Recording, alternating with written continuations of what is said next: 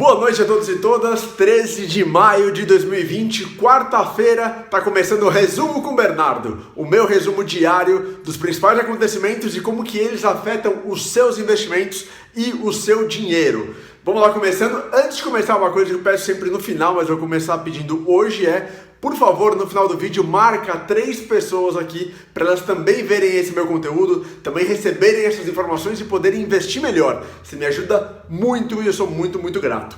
Vamos lá, Ibovespa, Bolsa de Valores do Brasil, hoje caiu 0,13%, quase ficou no 0 a 0, subiu, desceu, uma volatilidade por conta de alguns movimentos internacionais, que daqui a pouco eu falo para você.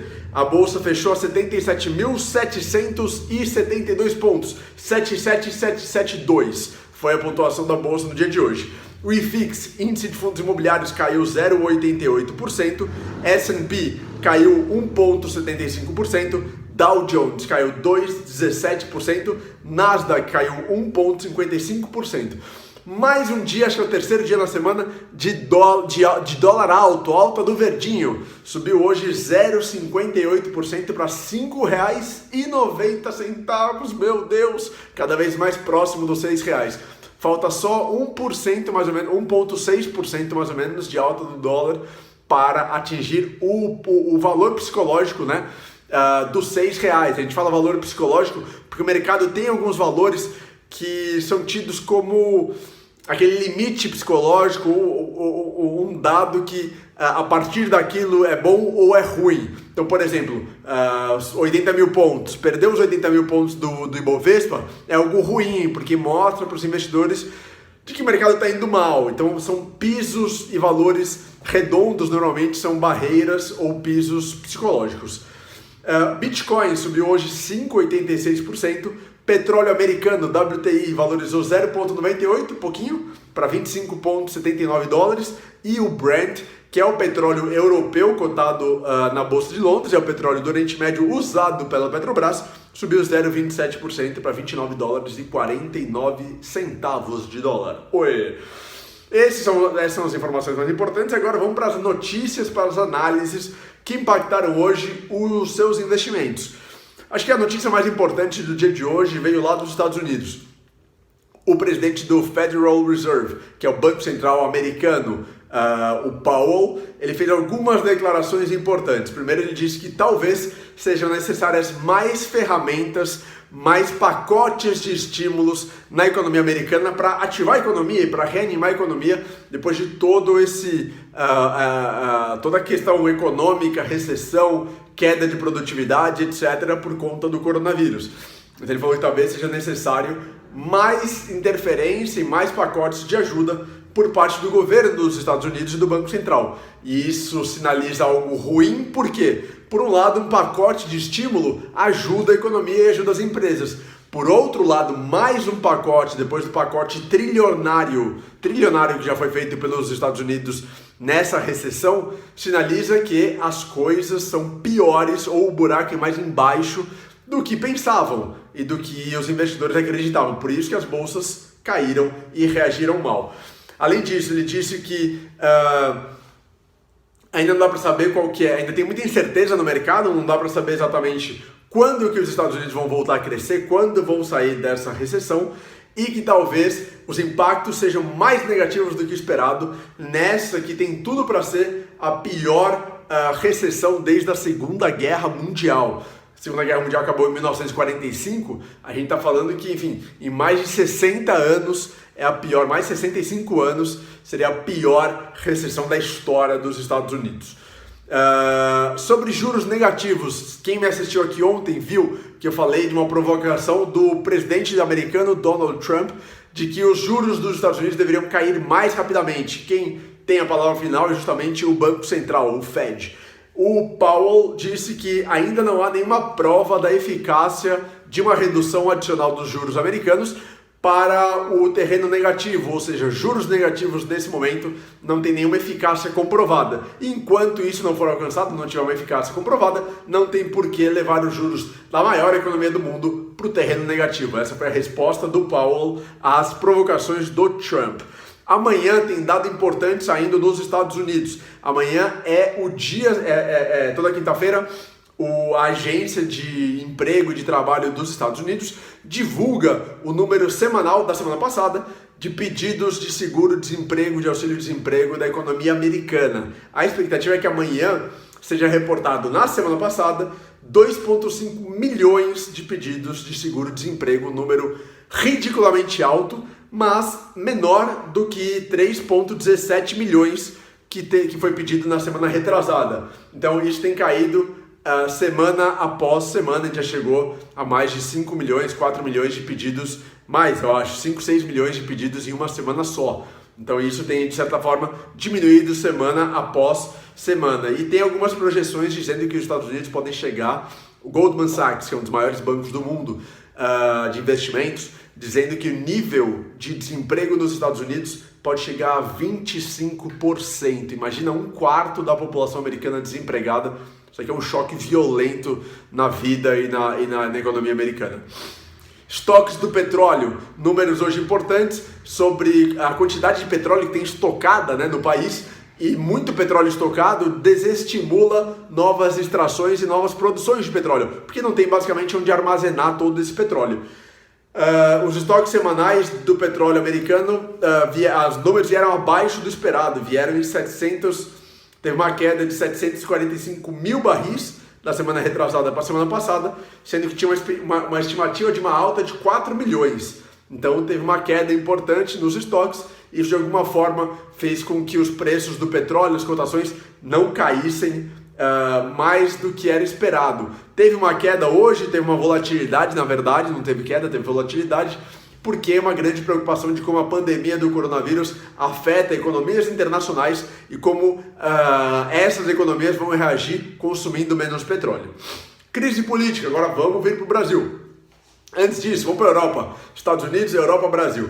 Europa, o PIB do Reino Unido caiu 5,8% em março, uma queda violentíssima, muito, muito grande. E a Eurostat, que é o Instituto de Estatísticas da União Europeia, informou que a produção industrial em março caiu 11,4% na comparação com o mesmo período do ano passado, com março de 2019. 11,4% numa das regiões mais desenvolvidas do mundo, a queda da produção industrial, muito, muito violenta também essa queda. Agora Brasil, crise política. Continuam as preocupações com o vídeo que pode ser divulgado a qualquer momento por canetada do Celso de Mello, ministro decano do Supremo Tribunal Federal, sobre aquela reunião ministerial em que, aparentemente, segundo alegações do Sérgio Moro, o presidente Bolsonaro teria tentado interferir na Polícia Federal. Então tem essa preocupação e, além disso, tem continuam as preocupações de embates entre Bolsonaro e governadores com relação a serviços essenciais, o que pode abrir, o que pode fechar na quarentena e nesse período todo. Hoje, o governador de São Paulo, João Dória, disse que ele não vai abrir os estabelecimentos que foram autorizados pelo Bolsonaro. Então, academias, salões de beleza, barbearias, cabeleireiros vão continuar fechados no estado de São Paulo e na cidade de São Paulo.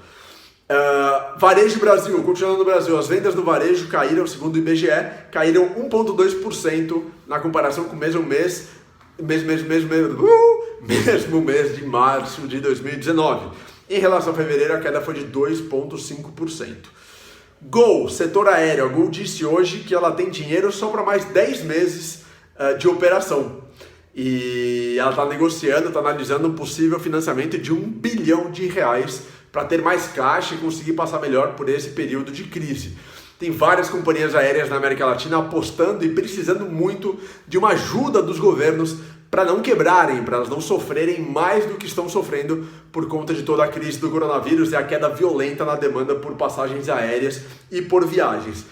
Por falar em coronavírus, mortes no Brasil, sempre esse dado triste que eu tento dar todas as noites, foram 749 mortes por coronavírus nas últimas 24 horas no Brasil.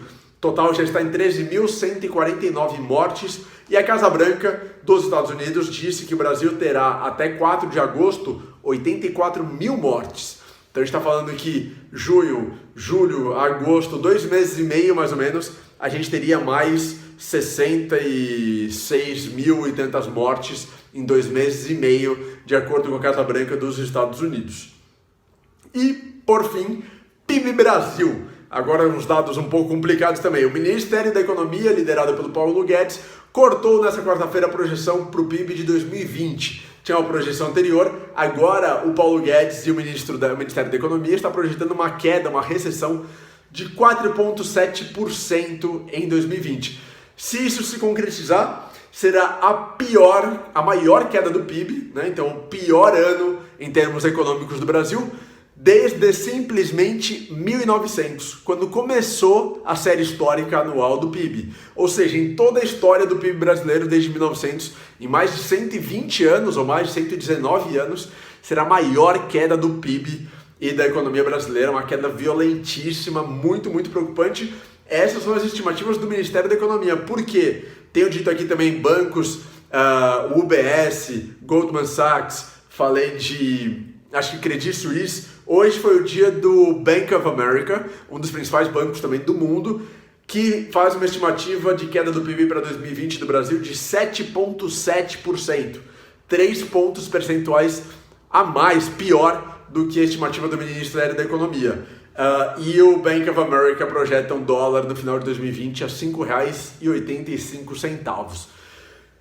Tive 2 comentários interessantes sobre o vídeo de ontem. Primeiro, uma pessoa falou: Bernardo, os números que você está passando, que a mídia passa, né, das mortes nas 24 horas do coronavírus, não são necessariamente mortes nessas 24 horas, mas são resultados dos exames que ficaram prontos. Isso é verdade, o Brasil não tem um controle tão assertivo sobre as mortes. A pessoa, infelizmente, falece, não dá para saber imediatamente qual foi a causa. Precisa fazer um exame no corpo, né?